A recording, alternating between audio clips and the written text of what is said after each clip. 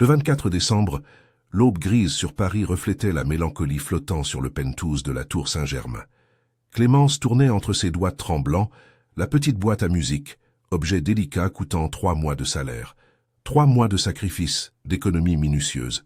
La ballerine miniature sur son couvercle attendait de danser, figée éternellement, prête à tourner au son de la mélodie étoilée.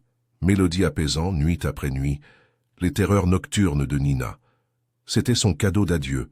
Le mot pesait dans sa gorge comme une pierre.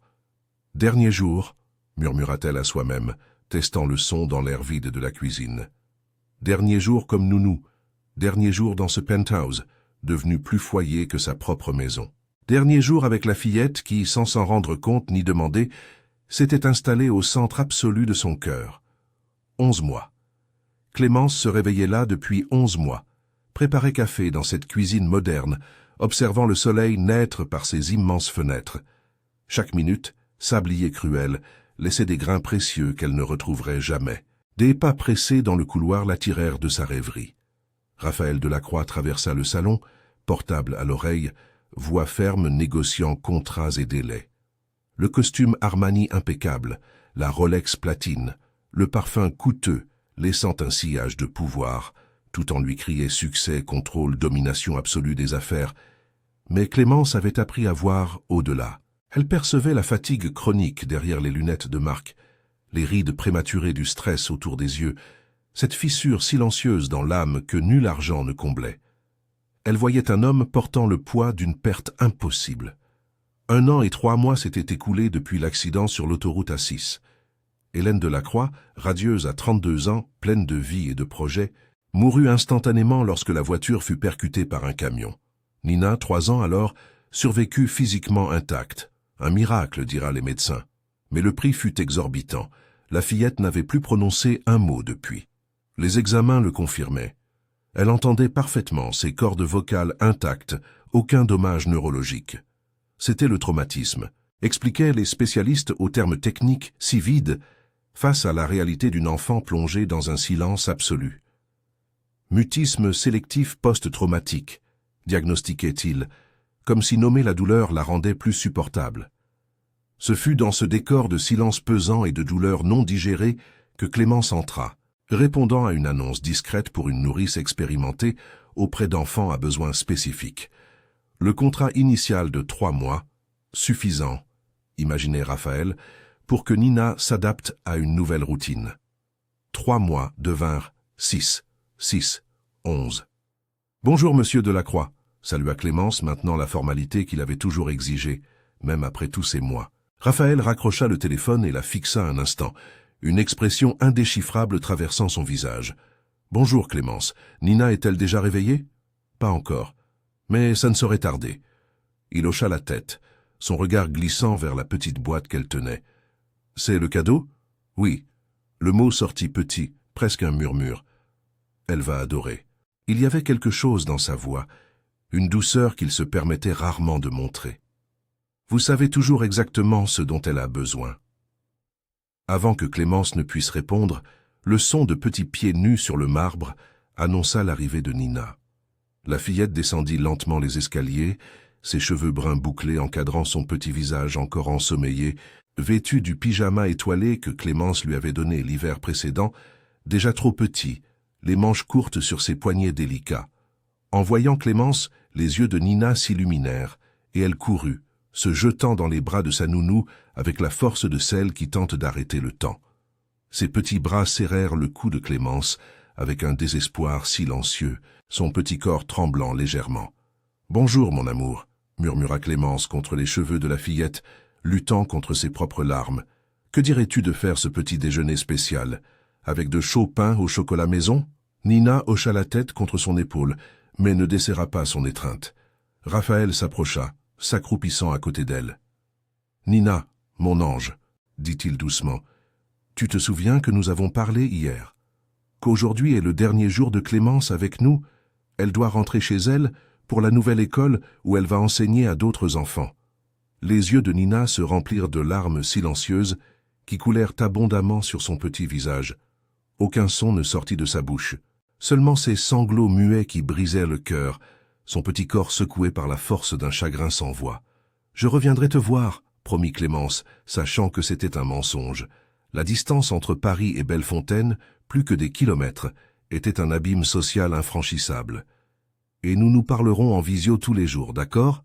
Nina secoua la tête négativement, s'accrochant encore plus fort. Ses petites mains serraient le pyjama de Clémence comme des ancres, comme si la force de son attachement pouvait changer l'inévitable. Partie 2. Cadeaux et révélations. La cuisine de l'appartement terrasse, vaste et moderne, dotée d'électroménagers de dernière génération et d'une vue panoramique sur Paris, a coupé le souffle. Ce matin-là, elle semblait trop étroite pour contenir toutes les émotions inavouées qui flottaient dans l'air comme des fantômes. Clémence prépara le petit déjeuner habituel, pain au chocolat maison adoré de Nina, recette de sa grand-mère de Bellefontaine, jus d'orange frais, fruits amusants arrachant quasi-sourire à la fillette. Raphaël, à sa surprise, retroussa les manches de sa chemise italienne et aida maladroit du couteau, manquant de se couper le doigt en tentant des étoiles de mangue. « Laissez-moi faire », proposa Clémence tendant la main vers le couteau. « Non. » La réponse fut ferme, sans âpreté. « Je dois apprendre. Quand vous partirez... » La phrase mourut dans l'air, inachevée. Nina observait de son tabouret, yeux attentifs. Raphaël réussit une étoile presque parfaite. Elle frappa les mains en silence. Il sourit, un vrai sourire rarement aperçu par Clémence. « J'ai annulé mon programme aujourd'hui », annonça Raphaël désinvolte, comme si le PDG du groupe de la Croix ne prenait pas un jour entier de congé. Sauf une réunion à 15 heures. J'ai pensé qu'il serait bon de passer la journée ensemble, pour la transition. Transition. Ce mot clinique ne masquait pas ce qui se déroulait. Un adieu. Après le petit déjeuner, tous montèrent dans la chambre de Nina. Clémence perdit presque souffle en entrant. Au centre, un sapin de Noël érigé, paré de guirlandes lumineuses et d'étoiles argentées, les préférés de Nina. Sous l'arbre, des paquets attendaient. « Nous devrions anticiper Noël », expliqua Raphaël, embarrassé. « Puisque vous ne serez pas là demain. » Nina courut vers l'arbre, tirant Clémence par la main. Elle désigna un paquet grand et plat, emballé de papier doré. Le nom de Clémence y était d'une écriture enfantine et tremblante. « Pour moi ». Clémence s'agenouilla près de la fillette qui acquiesça vigoureusement. À l'intérieur, un album de photos. Clémence l'ouvrit lentement. Les larmes retenues depuis le matin débordèrent. Page après page, moment saisi. Elle et Nina dans la cuisine, couverte de farine après des cupcakes désastreux. Au parc, Nina sur la balançoire que Clémence poussait. Au centre commercial, essayant des chapeaux ridicules. À la piscine de la résidence, Nina dans les bras de Clémence apprenant à flotter. Et selfie sur le canapé pendant les films. Nina endormie sur les genoux de Clémence après un cauchemar. Des clichés que Clémence ignorait, instant capturé par Raphaël à son insu. Clémence lisant à Nina, leur tête penchée sur le livre. Clémence coiffant les cheveux de la fillette avec infinie patience. Clémence et Nina dansant dans le salon au son ténu d'une musique. Nina a tenu à choisir chaque photo, dit Raphaël à voix basse. Elle a passé des semaines à tout préparer.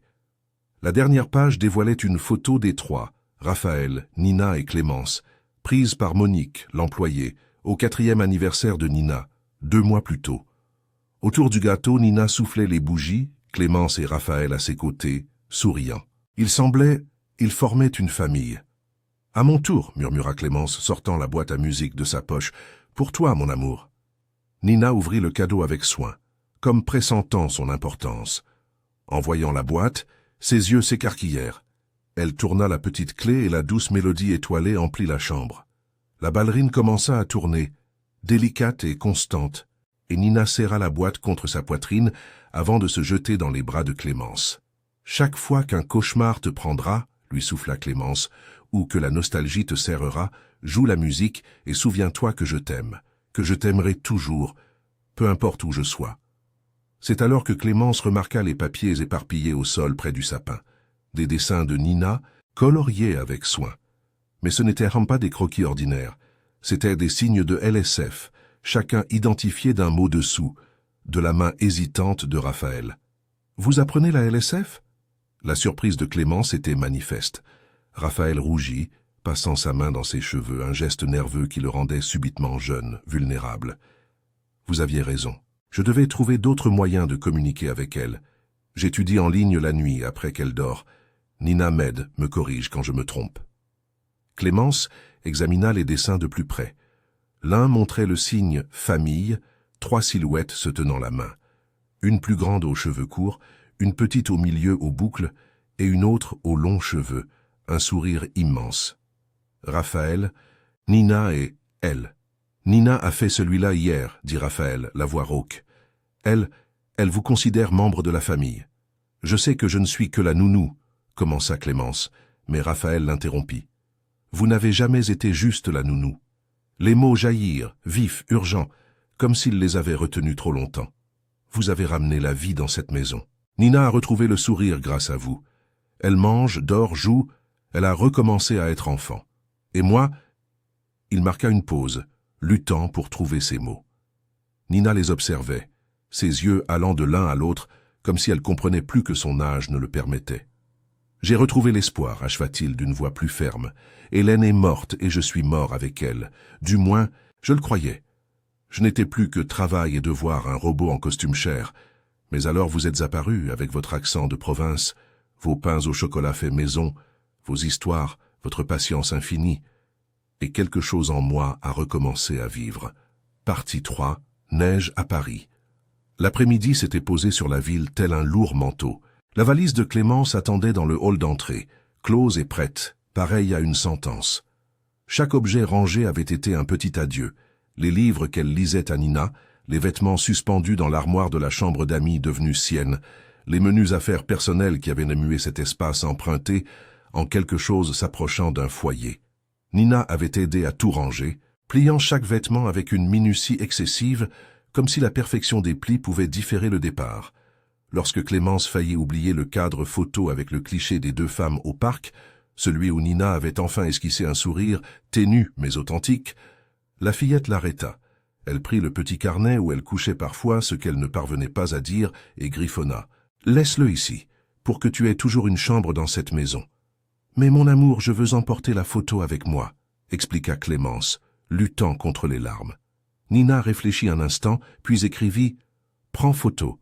Reviens chercher cadre. » C'était une stratégie enfantine et transparente, mais elle toucha Clémence au plus profond de son être. « D'accord. Quand je reviendrai te rendre visite, je dormirai à nouveau dans cette chambre, d'accord ?» Nina acquiesça et rangea le cadre photo vide dans le tiroir de la commode, comme on préserve une promesse. À présent, dans le salon, le silence pesait plus lourd encore. Raphaël avait retrouvé ce ton professionnel, distant, comme si la formalité était un bouclier. « Sophie devrait arriver dans 20 minutes, » informa Clémence, vérifiant son portable. « Le bus pour Bellefontaine part à 20 heures. »« Un bus ?» Raphaël répéta le mot comme s'il avait un goût amer. 12 heures de voyage. J'ai l'habitude. Je sais. Il y avait quelque chose dans sa voix, un mélange d'admiration et de tristesse. Vous avez l'habitude d'être forte, indépendante, de n'avoir besoin de personne. Ce n'est pas tout à fait ça. Vous êtes venue de province à la capitale seule, avez décroché une bourse complète à l'université, travaillé à 3 emplois pour subsister, pris soin de votre mère malade à distance, obtenu ce poste, transformé la vie de ma fille. Il la fixa. Vous êtes la personne la plus forte que je connaisse, Clémence. La sonnette retentit, stridente dans le silence. Tous sursautèrent. Sophie était arrivée plus tôt, mais lorsque Monique ouvrit la porte, ce n'était pas Sophie. Une rafale d'air glacé envahit l'appartement, apportant avec elle quelque chose d'impossible.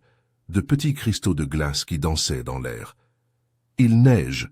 s'exclama Monique, émerveillée. « De la neige à Paris, la veille de Noël. Ça n'était pas arrivé depuis 50 ans. » Nina courut vers le balcon, tirant Clémence par la main. Raphaël les suivit. La ville était lentement recouverte d'un manteau blanc, délicat et surréel. Les immeubles, les rues, les voitures, tout se métamorphosait sous la neige improbable. Nina tira la langue, essayant d'attraper les flocons, ses yeux brillants d'un enchantement que Clémence n'avait pas vu depuis des semaines. « C'est magique », murmura Clémence, et c'est alors qu'elle réalise. Nina murmurait aussi quelque chose, bougeant ses lèvres sans un son, mais formant clairement le mot « belle ».